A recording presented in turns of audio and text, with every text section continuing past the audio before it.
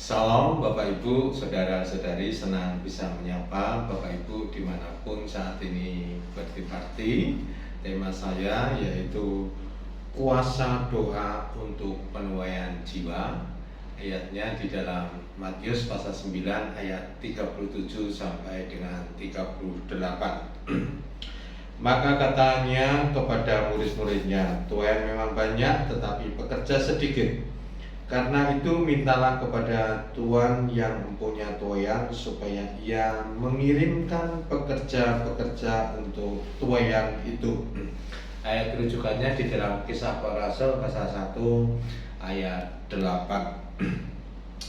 Doa sangat diperlukan untuk kita meminta kepada Tuhan menggerakkan buat jiwa-jiwa atau orang-orang yang tergerak untuk menjangkau buat jiwa-jiwa.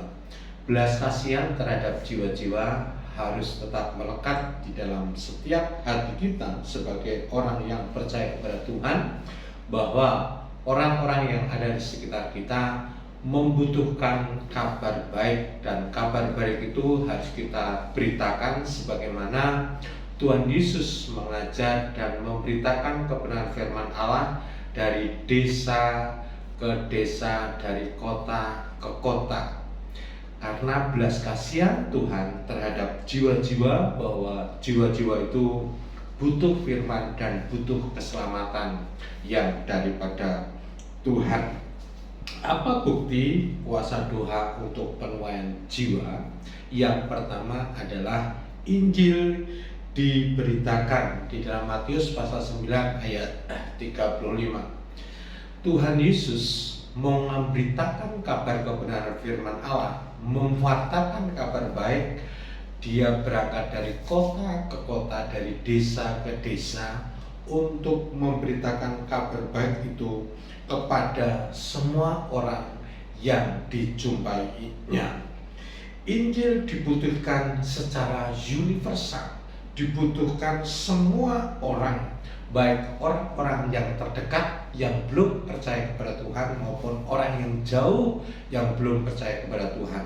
Mari kita bersama gelorakan jiwa hati kita untuk mewartakan kabar baik itu kepada orang lain, baik orang yang terdekat yang belum terima Tuhan maupun orang yang jauh yang belum terima kebenaran akan firman Allah. Yang kedua adalah kekuatan belas kasihan terhadap jiwa. Di dalam Matius pasal 9 ayat 36. Yesus sangat peduli terhadap jiwa-jiwa. Di mana Yesus berada, di situ Yesus dikerumuni oleh orang banyak. Kebutuhan yang mendasar akan di dalam kehidupan orang-orang saat itu, Yesus tahu benar, dan Yesus memiliki belas kasihan terhadap mereka semua. Dan kebenaran firman, selain kita memberitakan kebenaran firman Allah, tetapi bagaimana di dalam kehidupan kita, kita juga melangkah berbagi kasih dengan apa yang mereka membutuhkan. Ini menjadi sebuah sentuhan dalam kehidupan kita sebagai orang percaya, bahwa Tuhan Yesus mengajarkan kepada kita untuk kita peduli, untuk kita memiliki hati belas kasihan terhadap mereka berkaitan dengan kebutuhan yang diperlukan dalam kehidupan mereka. Karena dari situ orang akan melihat bahwa kasih itu nyata di dalam kehidupan mereka. Saudaraku, mari kita bergerak bersama untuk menjangkau mereka lewat apa yang kita punya. Kita berikan dengan hati yang tulus sesuai dengan kebutuhan mereka dan keperluan mereka. Yang ketiga adalah terjadi penuaian jiwa di dalam Matius pasal 9 ayat 37 sampai dengan 38. Mari kita bersama bahwa ladang memang sudah menguning, saudaraku.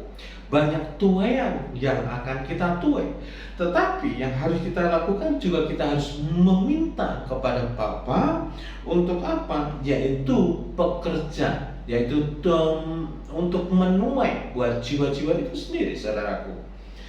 Nah, oleh karenanya kita mau berdoa menyelaraskan di dalam kehidupan ini dengan hati Bapa dan memberikan diri kita sebagai pekerja untuk menuai jiwa-jiwa yang ada.